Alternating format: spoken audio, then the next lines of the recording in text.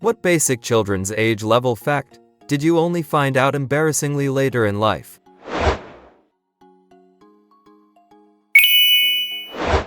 My 31-year-old girlfriend thought islands don't touch the bottom of the ocean. A US congressman asked in an official hearing if too many people would cause Guam to tip over. Everyone needs to stand in one corner and use the drill emote to flip any significant landmass. My grandma always made me eat the crust of my bread because it has the most nutrients. In college, when I told my younger cousin that in front of my grandma, she laughed and said, "I only told you that so you wouldn't waste the crust." Similarly, that if you turn the lights on and off too fast, you will start a fire. Once I became a parent, I realized it's just a way to stop kids from being annoying. A few years ago, I was searching for different classical pieces in Spotify, getting frustrated that every version Spotify had of works by composers like Beethoven and Bach were covers performed by modern orchestras. My idiot brain was looking for original recordings from the 18th century until it finally realized how dumb that was. Once when I was 17, I was losing my mind trying to find cupcake mix in the baking aisle, only to then have the epiphany that cupcakes are just small cakes. In a similar vein, once in Home Depot, my wife and I needed to get a gallon of paint. We were strolling down the aisle looking at the different finishes, and my wife points out the one we need. So I say, "Great, now we just need to find the color paints." She nearly fell over laughing. It was just a brain fart. We have bought plenty of paint before. I have seen it mixed, but Christ, did I feel dumb. I was 23 when I learned I was allergic to apples. Someone was complaining about their throat closing up after smoking, and I responded with, "Oh yeah, like when you eat an apple." You can imagine how the conversation went from there. A friend of mine learned he was allergic to bananas when his mom asked why he didn't want one, and he said he just was not in the mood for a spicy fruit. We were at least teenagers.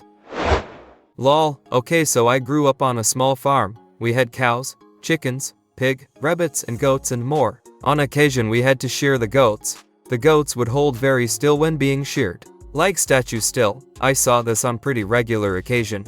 When my parents would take me to get a haircut, they would tell the barber to give me a billy goat cut.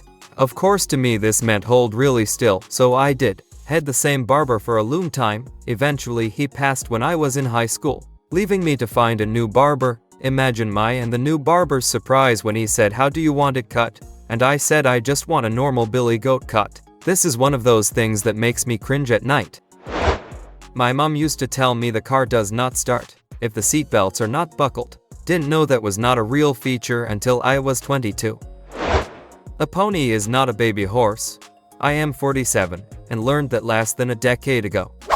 My partner, who grew up on a farm, had to teach me a city girl, this in my mid-20s.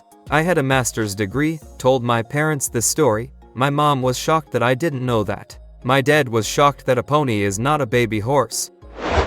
Reindeer are a real animal. When I found out about Father Christmas, I thought that meant reindeer were not real. I was very much an adult when I was very confused and excited to see one in real life. I had to tell my aunt, at the age of 60, that cats and dogs cannot interbreed and create some sort of hybrid cat-dog. She didn't believe me at first, so I had to tell her lots of half people half sheep would be running around if that was the case. I am from Pennsylvania. When they do the nightly lottery drawings on TV, they always add a reminder at the end, benefits older Pennsylvanians every day. So, naturally, I just assumed that a lot of elderly people won the lottery. When I was a teen, I made a joke to my dad about him turning 50 and having a better shot at winning the lottery, and he looked at me like I was nuts. Turns out that benefits older Pennsylvanians every day means that the lottery is a fundraiser for senior services. And here I was thinking that it meant grandma was winning millions on her scratch-offs. Similarly, I often hear about donating your car or boat to a charity who helps adults with intellectual disabilities. I truly thought they were giving the cars and boats to the actual people. It took me an embarrassingly long time before I realized that when a movie had a blurb from Rolling Stone, it was not the Rolling Stones reviewing it. I spent much of my life thinking the Rolling Stones created Rolling Stone the publication.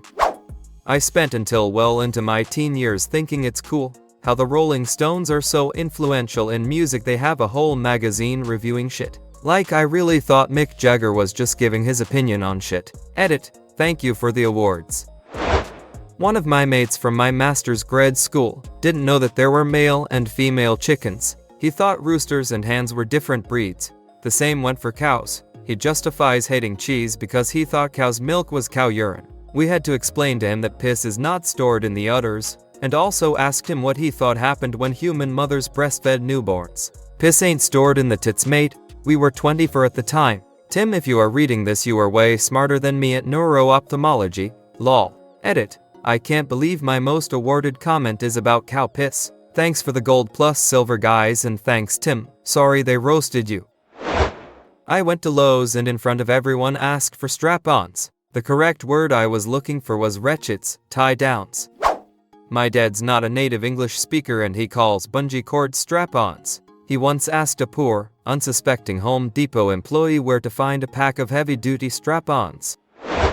My cousin's name, growing up, we would always call her Tori, always that and nothing else. A couple years ago, well into my 20s, she's visiting and we go to a restaurant. Our waitress comes up and says, "Hi there, my name is Victoria and I will be taking care of you." My cousin says, "Oh neat, that's my name too." I was surprised by that cause my dumbass never put together that Tori was short for Victoria. Found out that jackalopes are not real and a creation from taxidermist and other folklore. Was absolutely mind-blown and Scooby-Doo betrayed my younger mind. Okay, wait.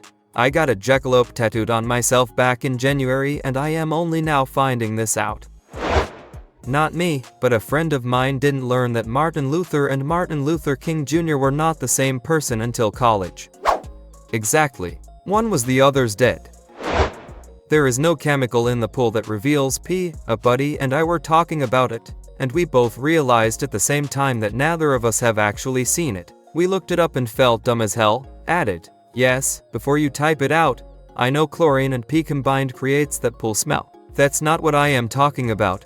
I am referring to that mythical chemical they put in a pool that changes color when somebody pisses in the pool water and identifies who peed. That does not exist. It's what they tell kids to scare them out of pissing in the pool. Why there are no 10 birthday candles in stores? I was complaining about it with my husband and he said, "You are supposed to put 1 and 0 together," and that was the lowest point in my entire life. I incorrectly said, "the brist of it," instead of the gist of it. I used that phrase in conversation for years until one day, when I was nearly 30, got corrected by a Jehovah's Witness that came to my door and asked me if I ever read the Bible. I smugly replied I got the brist of it. I am from a northern city in the US. In basic training for the army, I was asked by the chow hall lady if I wanted grits with my eggs bacon breakfast. I had literally never seen or heard of them in my life. I lived a relatively sheltered and somewhat ethnic-focused dietary life. I asked her what they were, and she replied, "We will, they are just grits." So I asked, as politely as I could, "Are they an animal, mineral, or vegetable?" Luckily, my new friend from Florida was behind me, heard the entire conversation and said to me, "They are just corn, somewhere between cream corn and cornmeal." He then said, "If you put butter and salt on them, they taste just like butter and salt." Love that guy. He is probably a general now. My grandpa used to take me fishing a lot as a child.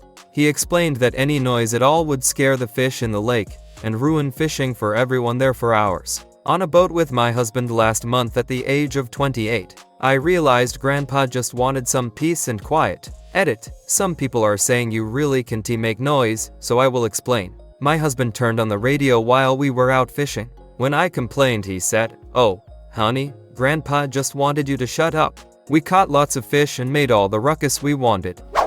Similarly, my elementary school teacher told us that we had to be very quiet once it started snowing because noise would make the snow stop. I continued to believe that for decades. As a kid, I used to think the black market was an actual place like a bazaar, where all the criminals would regularly meet up.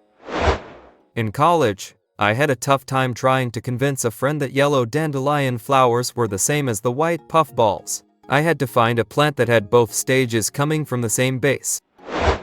When I was young, I found a Doobie Brothers CD at a relative's. I asked my mom what a doobie is. She said it's a lady's private part and to never say it. I was 17 before I saw someone call a joint a doobie. That the eggs we cook with would never become baby chicks, because they are unfertilized. I believed women peed out of their butts until I was like 16. Pretty sure someone told me that when I was a child and I just never questioned it. Remember when the Tourette's guy from South Park said, "Piss coming from my ass"? Yeah, I believe that actually happened for women. The Chronicles of Narnia, which I read over and over growing up, is a big fat Christian allegory. I was in college when I learned this. Thanks for watching. Share your story in the comment.